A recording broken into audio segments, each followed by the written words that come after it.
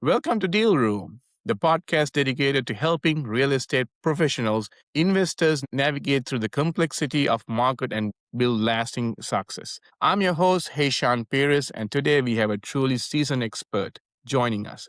He's a third generation commercial real estate broker and with 2 decades of experience running a successful brokerage firm in Tampa, Florida. Please welcome Ben Dickman from Realty Companies. Ben, it's an absolute pleasure to have you on the show. Thank you, Sean. Thank you for having me. It's a pleasure to be here. Great. Ben, I know you come from a family deeply rooted in real estate.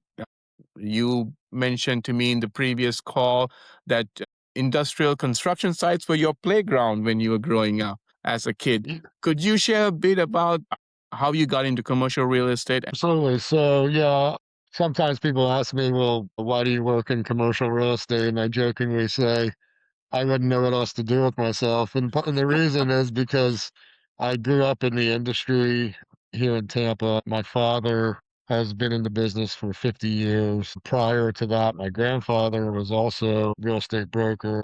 In fact, for those that know the state of Florida and know the Gulf Coast of Florida well, my grandfather sold Longboat Key, which is now very, very developed in the Sarasota area. But when he originally sold it, it was just a forested island that is now, a very well-known beach community. So it's in the blood. My father, not only is a broker, but also an industrial developer. So you mentioned as a child, my playground was industrial construction sites. Even when I was taught how to drive as a teenager, my dad did so, driving around and having me drive around in parks that he was developing where there's no traffic and it's safe for a kid to drive that doesn't know what he's doing. And so that's what led me into the business. I went to college thinking I was going to do something else, and then I pursued another career until 2004. And that was when my father and I decided that it was time to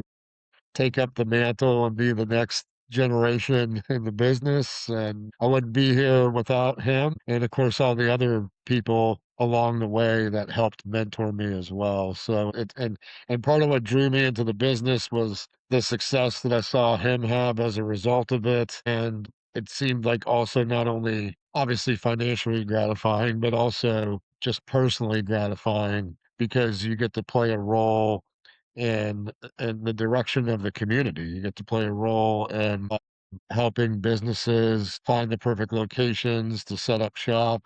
And you wind up after a long career of being able to drive around your community surrounded by properties that you had an impact on. And Very that's very good. meaningful. Awesome. That's quite a journey, Ben. Thank you for sharing. I appreciate it. Could you tell us a little bit about some of the services that your company offers? Sure. My office is in Tampa, Florida. I was hired by Realty Companies, who's based out of Alpharetta, Georgia. I was hired by them to launch an office here in Tampa for them. We launched last January into the market. I now have five brokers, five professionals, I should say, five commercial real estate associates underneath me.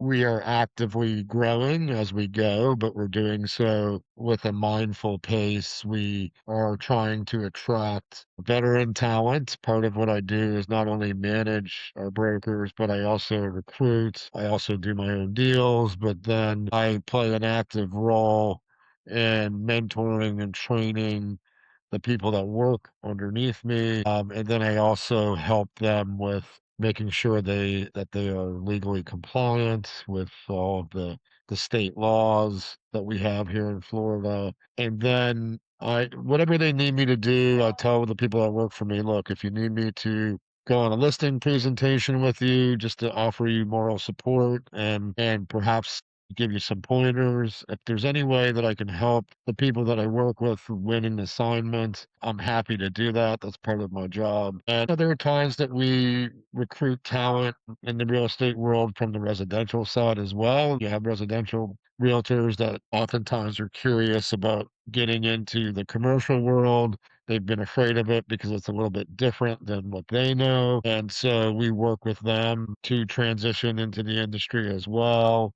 learn all the terminology, learn all the ins and outs of it. And the thing about the commercial industry is it's very broad. So there's a lot to learn. It's residential can have some challenges as well, but for the most part, it's usually selling land or selling homes. Or in our situation, there's so many different asset classes that we work in. So with our brokerage, we are a general commercial brokerage. So what does that mean? So we help folks basically. Took me years to learn a good elevator pitch when people said, "What do you do for a living?" But what I explain to people is if someone owns a business, unless they're working from home, they need somewhere to operate that business. And that's what we do. So sometimes that's in the form of a business that needs to lease property for their use. Sometimes that means they're going to buy something for their use.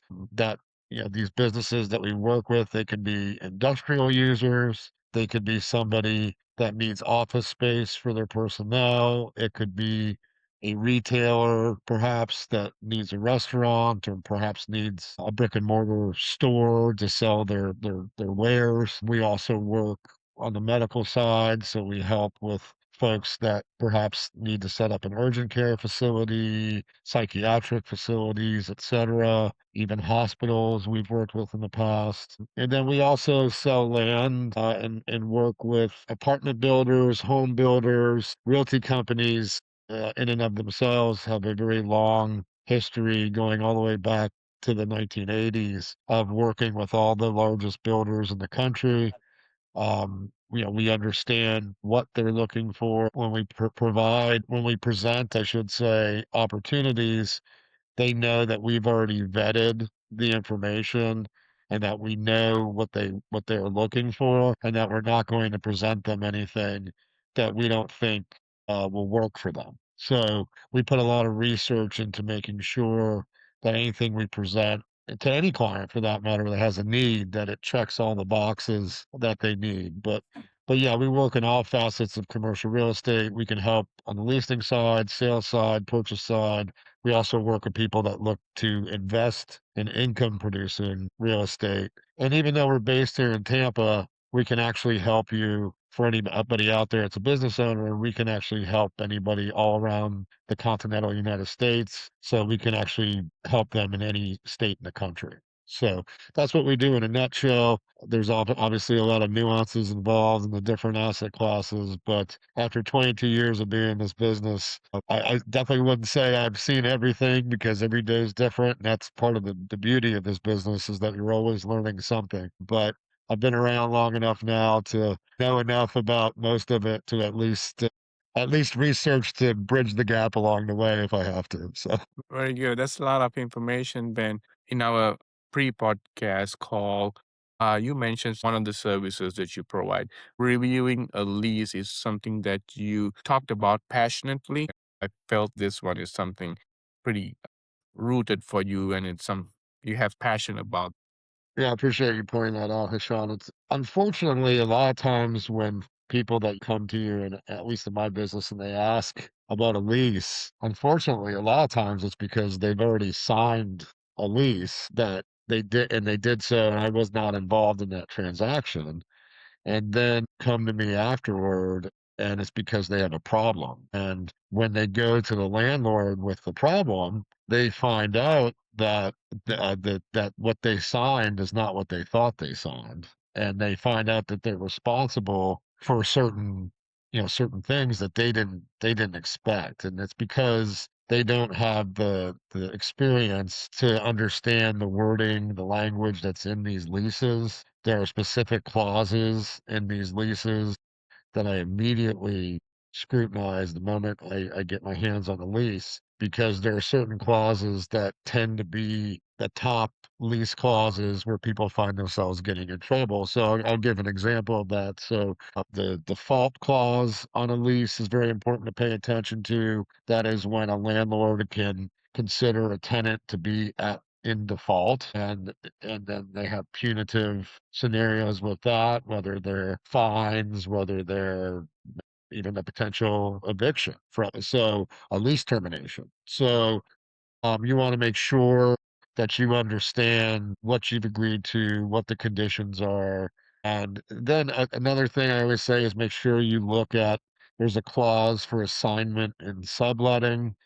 Traditionally, in most leases, and this is important because if you own a business, oftentimes a sign of a successful business is down the road you can sell your business, make a lot of money on the sale of your business, and retire. And but if you sell your business and that business is in a lease, if it doesn't provide for the ability to assign that lease to another entity, then when you go to sell the business, you may still be stuck with that lease, even though you don't operate the business at all anymore, even though you sold the business. So you want to make sure that you have the ability to assign your lease in the documentation so that when you do sell that business, because they're going to be a different entity, obviously, they might keep the same business name, but the LLC or whatever they form is going to be different Yes. than traditionally anyway. So then you just want to be able to assign that to that entity. When subleasing became more popular than normal was during COVID.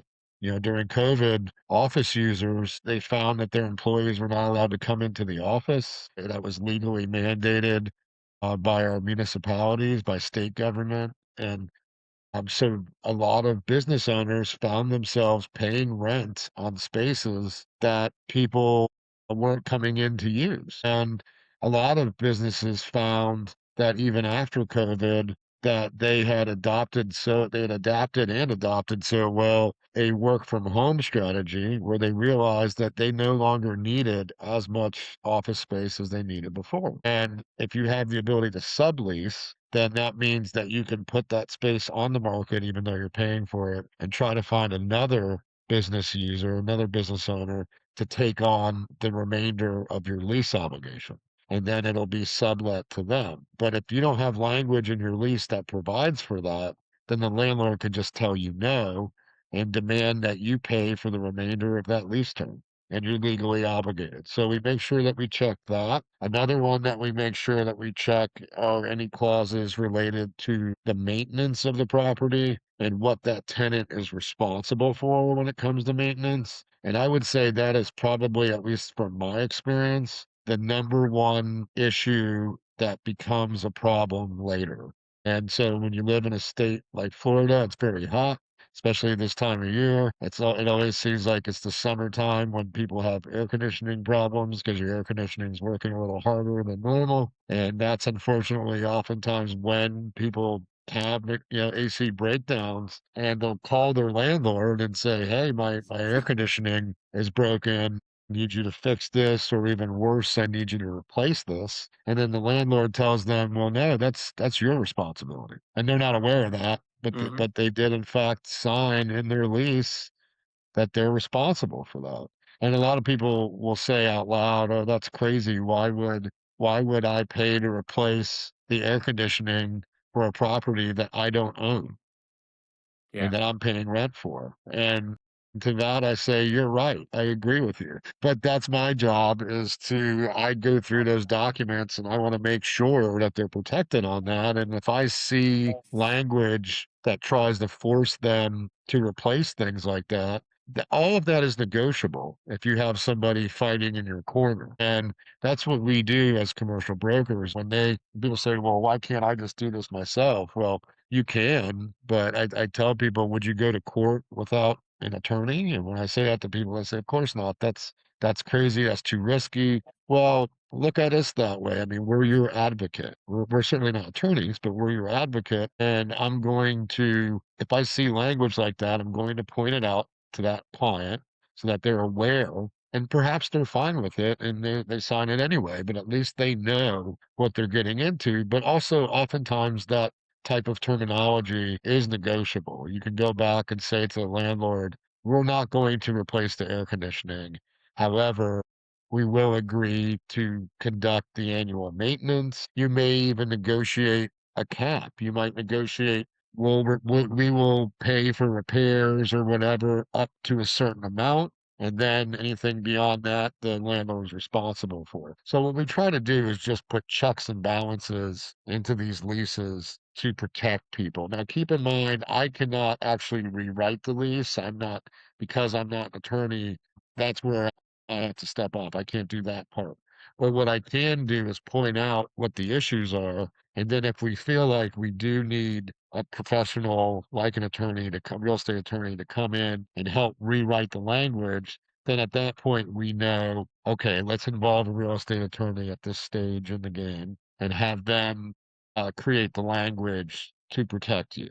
Got it. But at first, we'll try to look through it and help, and because that way, if we don't need to go any further, it saves them money in Yes. terms of attorney fees as well. But if we do wind up where we need to involve a real estate attorney, I have many friends in the business that are exceptional real estate attorneys that I trust implicitly, and we involve them, and we make sure that they're well protected. But that's unfortunately, there are many times where someone comes to you after the fact, after they've already conducted a lease, and now they have a problem, and now they realize that they are financially responsible for something that they didn't budget for.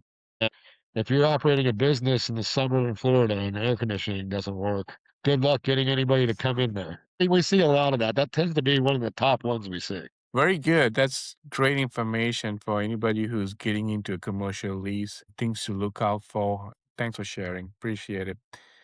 What would you tell a young realtor or somebody who has the goal of setting up a brokerage firm, somebody who's coming brand new into this field? What advice would you like to give to them? Say, be very thorough.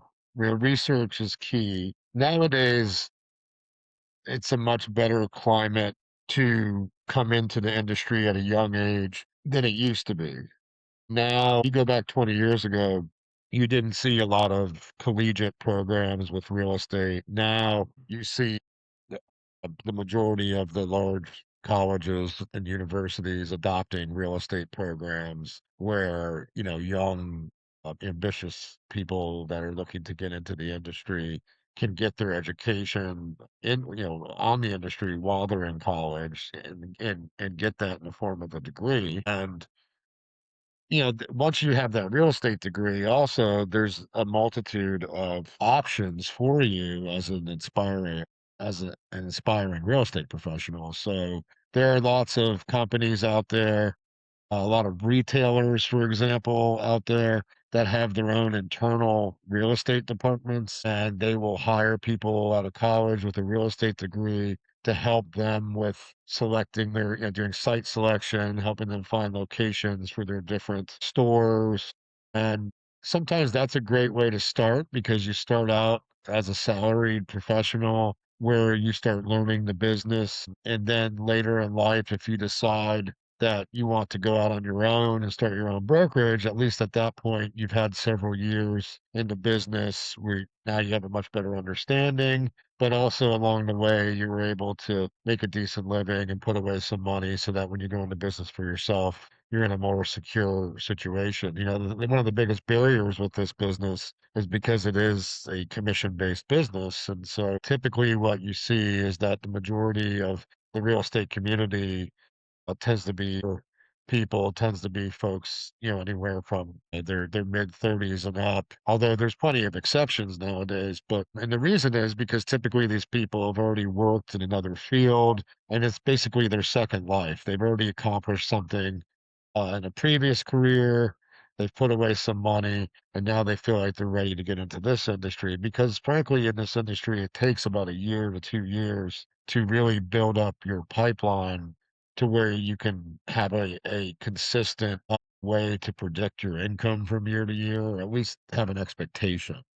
A lot of that varies, and there's certain things you just can't control in terms of what influences whether a deal goes through or not. But a lot of this too is, as far as the fundamentals and what's really going to ensure that you're successful, is the research end of it. Is making sure that whatever you decide to pursue, you're very familiar with before you go to talk to whomever that owner is. Because if you try to fake your way through that, you don't know what you're talking about. They're going to identify that very quickly. And the more research that you do, the more intelligently you can speak about something with them and make a good impression. Also, research the people that you're trying to contact and try to familiarize yourself with them so that you have some commonality.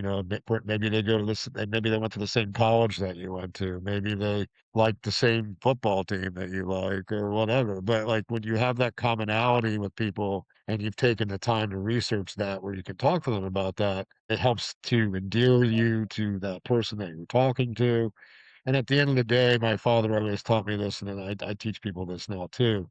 This is a relationship business. And yeah, this business is as complicated as you choose to make it. And if you put the time into doing your research, being personable, and paying attention to people's details, they notice. And when people choose who they want to work with, they typically choose a person and not a flag. Mhm. So it's not normally, oh, I picked them because it's this brokerage. It's I picked them because I feel like I can trust them and I like them. And at the end of the day, these are people that are spending a lot of money for their business. And people will be surprised, just because you're renting something doesn't mean it's not expensive. There's leases that are in the millions and millions of dollars. So when someone hires you to help them with that, there needs to be trust. And that takes time to earn from people. And a good way to accelerate earning that trust is by showing that you're willing to put the time into doing the research. Very good, Ben. That's great advice for somebody who's looking into getting into this business and being a realtor in the future. I'm going to shift gears and ask about what you see as challenges in the next 6 to 12 months down the road in the commercial real estate. How AI is playing a role in the real estate market, things that you have to change in your company so that you stay ahead of the game with your competitors. Well, so I coincidentally, at one point in my career, worked in the real estate data and the real estate software world for a few years, actually. And so I'm very familiar with that end of it. And so that's a big part is in order for you to be competitive with other brokerages, you have to make sure that you have the right technology. And software, there's certain elements of there's certain software suites that if we don't have, we just can't compete. And so there's certain software packages where it's universally understood that you have to have them. But they're expensive too to have. So that's part of the business expense you're going to take on going into this as well. But they're necessary. And what you're seeing with AI now is you're seeing that being, first of all, folded into a lot of the existing software. We're now seeing AI being used with some of these calling platforms. There's a lot of software suites that people use for cold calling practices where now they have AI attached to them to help keep you on task in terms of what questions to remember to ask potential clients, prospects, if you will. You see AI now being used, especially when it comes to aggregating data. And data is a big part of what we do. And when you're doing research in the real estate world, what people don't realize is every single county in the country has their own website, the property appraiser sites. And every one of them, just to make it extra challenging, I guess, they're all different. All different. And even the navigation's different. Yes. The zoning classifications will be different from one county to the next. Will have different meanings, and AI is definitely playing a role in aggregating all of that data to make it easier to consume and easier to and a lot and much more efficient to find. So it's very helpful in that regard. There are programs coming out now where you can use AI to help you with the site selection, and so much of that is a big part of what we do in this business is help find the right location for somebody. And AI now is so quick that it can aggregate all that data and just scrape it right off the internet and put it all together for you a lot quicker than you could do on your own. So, but I will say, be careful with that. I always tell people trust but verify. Right. Yes, use the tools. It's good to have that kind of tool to help and speed things up. However, you don't want to become overly reliant on things like that. There are times where it's not foolproof, it's not flawless. It makes mistakes too.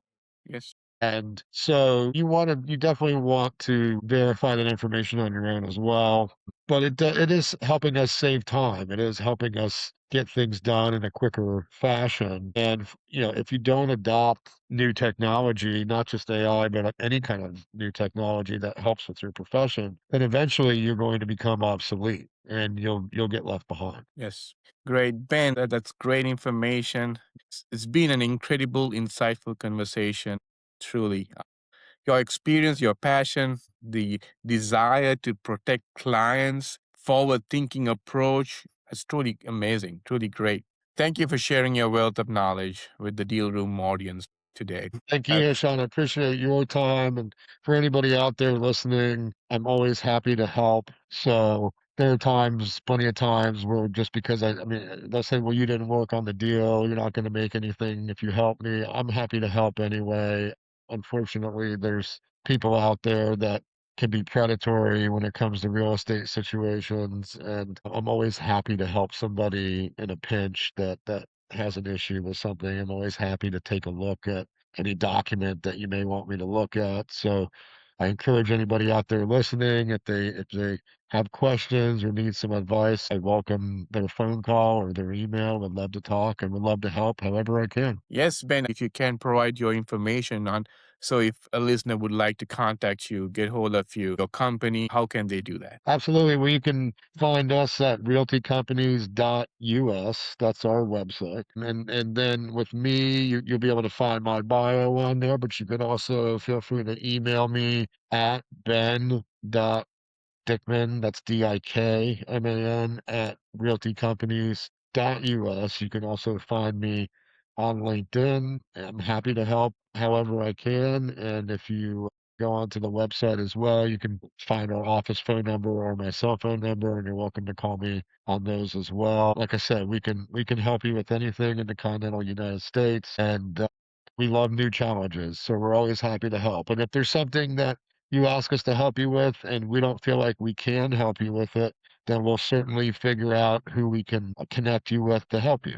So we're happy to help you with that as well. Thanks, Ben. Thank you so much. And to our listeners, thank you for tuning into another episode of Deal Room. If you're looking to dive deeper into the world of real estate, make sure to subscribe so you don't miss any of our upcoming episodes with industry leaders like Ben. Thank you. Thank you, Sean. It was a pleasure.